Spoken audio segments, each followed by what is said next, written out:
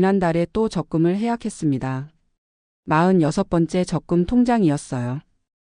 제 이름은 박정수입니다. 올해로 68살이 되었고 작년에 40년 직장 생활을 마치고 정년퇴직을 했습니다. 사실 정확히 말하면 희망퇴직이었어요.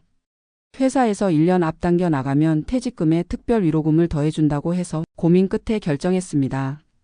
어차피 1년 뒤엔 나가야 하는데 조금이라도 더 받을 수 있다면 그게 낫지 않겠어요? 퇴직금은 1억 8천만 원이 나왔습니다. 위로금까지 합쳐서요. 국민연금은 월 123만 원씩 나옵니다. 기초연금은 국민연금 때문에 못 받고요. 퇴직할 때만 해도 이 정도면 여생을 편안하게 보낼 수 있을 거라고 생각했습니다. 40년 동안 아껴 쓰고 모은 돈이 3억 5천만 원 정도 되니까 합치면 5억이 넘는 돈이잖아요. 그런데 막상 연금 생활을 시작하니 현실은 생각과 많이 달랐습니다. 우선 매달 고정적으로 나가는 돈이 있습니다. 관리비 25만 원, 전기요금, 가스요금 합쳐서 15만 원, 휴대폰 요금 4만 원씩 2대면 8만 원, 인터넷 4만 원, 케이블 TV 3만 원. 여기까지만 해도 55만 원이에요. 그 다음엔 보험료입니다. 안보험 13만 원, 실손보험 9만 원, 종신보험 20만 원, 운전자 보험 5만 원. 보험료만 47만 원이 나갑니다. 여기에 식비가 있죠. 아내와 둘이서 아무리 아껴 먹어도 월 100만 원은 듭니다. 쌀값, 반찬값, 과일값.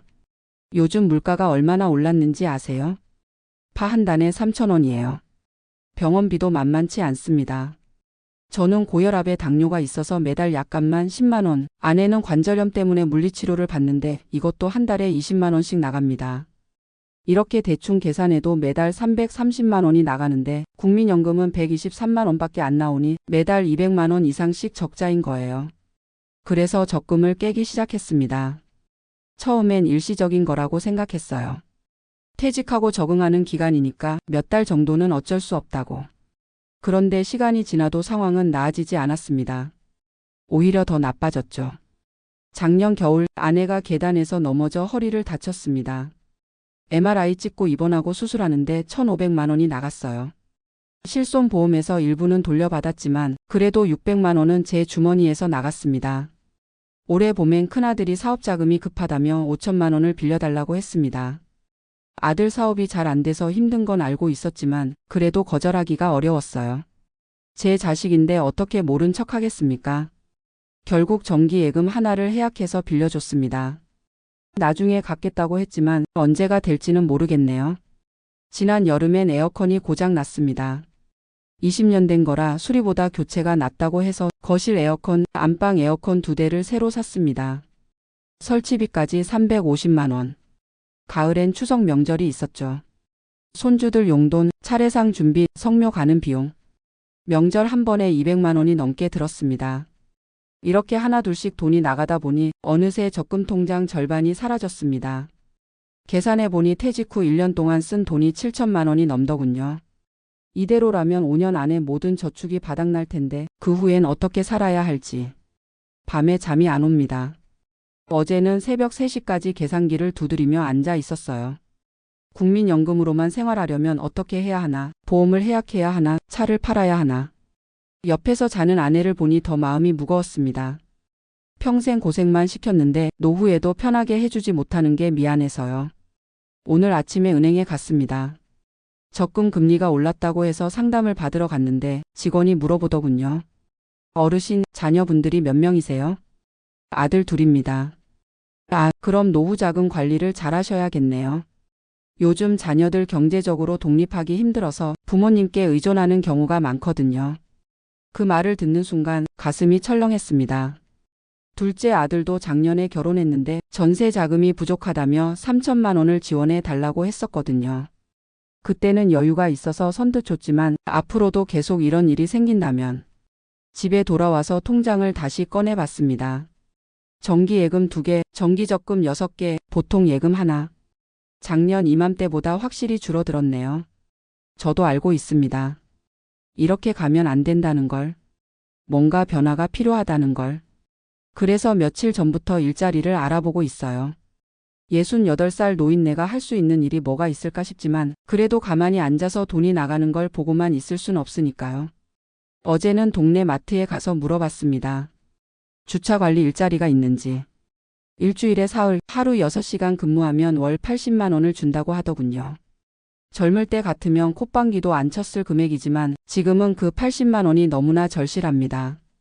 오늘은 구청에서 하는 노인 일자리 설명회에 다녀왔어요. 공원 청소, 교통안전 도우미, 도서관 정리. 월 30만 원짜리 일자리들이었습니다. 신청서를 받아왔는데 써야 할지 말아야 할지 망설여집니다. 40년 동안 과장, 부장, 이사를 거쳐 상무까지 올라갔던 제가 이제 와서 거리 청소를 해야 한다니. 자존심이 상하는 건 둘째치고 이게 과연 해결책이 될까 싶어요. 월 30만 원 벌어서 뭘 할 수 있겠습니까? 그런데 또 한편으론 30만 원이라도 없는 것보단 낫지 않을까 하는 생각도 듭니다. 푼돈이라도 모이면 적금 깨는 속도가 조금은 늦춰지지 않을까요? 저녁을 먹으며 아내에게 얘기했습니다. 여보, 내가 일자리를 좀 알아볼까 해. 아내가 놀란 표정으로 물었어요. 무슨 일을? 당신 나이에? 마트 주차 관리나 공원 청소 같은 거. 돈은 얼마 안 되지만 그래도 집에만 있는 것보단. 아내는 한동안 말이 없었습니다. 그러다가 조용히 말했어요. 당신이 하고 싶으면 해요. 나는 상관없어요. 상관없다고 하면서도 눈가에 눈물이 맺힌 걸 봤습니다. 자신 때문에 제가 이런 생각을 한다고 여기는 것 같았어요. 허리 치료비며 생활비며 자기가 짐이 된다고 생각하는 눈치였습니다. 당신 때문이 아니야. 그냥 집에만 있으니까 답답해서 그래. 운동 삼아 나가는 거야. 거짓말이었습니다. 돈 때문이 맞아요. 하지만 아내 앞에서는 그런 내색을 할 수 없었습니다. 밤 11시가 넘었는데도 잠이 오지 않네요. 거실로 나와 TV를 켰더니 뉴스에서 노인 빈곤율이 OECD 국가 중 1위라고 나오더군요. 남의 얘기가 아니었습니다. 바로 제 얘기였어요. 평생 열심히 일했는데 노후엔 이렇게 돈 걱정을 해야 하다니. 억울하기도 하고 서럽기도 합니다. 내일은 은행에 가서 보험을 하나 해약할 생각입니다. 종신보험은 사망보험금이 크니까 놔두고 암보험이나 실손보험 중 하나를 정리하려고요. 그리고 차도 팔까 생각 중입니다. 요즘은 거의 타지도 않는데 유지비만 나가니까요. 중고차로 팔면 1,500만 원 정도는 받을 수 있을 것 같습니다. 그리고 집도 줄일까 봐요. 지금 사는 아파트가 34평인데 24평 정도로 옮기면 억 단위 차익이 나올 테니까요. 하지만 이게 근본적인 해결책은 아니죠. 결국은 소비를 줄이고 수입을 늘려야 하는데 68살 나이에 할 수 있는 게 뭐가 있을까요? 요즘 가끔 생각합니다. 내가 90살까지 산다면 앞으로 22년을 더 살아야 하는데 과연 그때까지 버틸 수 있을까? 아니, 버틴다고 해도 그게 사는 거라고 할 수 있을까?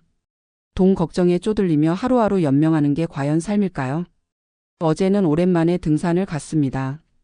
동네 뒷산인데 정상에 오르니 도시가 한눈에 내려다 보이더군요. 저 아래 어딘가에 제 집이 있고 그 집엔 아내가 있고 통장엔 줄어드는 돈이 있고. 한참을 서 있다가 내려왔습니다. 집에 오니 아내가 저녁을 차려놓고 기다리고 있었어요. 어디 갔다 왔어요? 그냥 산에 좀. 바람 쐬러. 저녁 식어요. 어서 앉아요. 밥상 앞에 앉으니 문득 이런 생각이 들었습니다.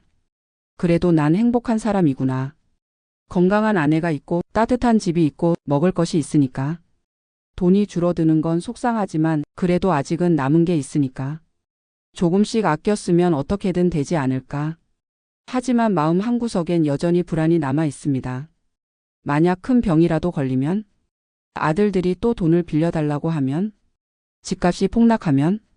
이런 생각을 하면 가슴이 답답해집니다. 오늘도 적금 통장을 꺼내봤어요. 남은 통장이 5개.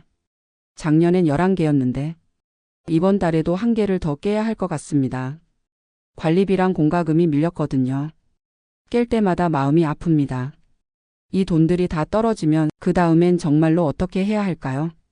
내일은 구청에 가서 노인 일자리 신청서를 낼 생각입니다.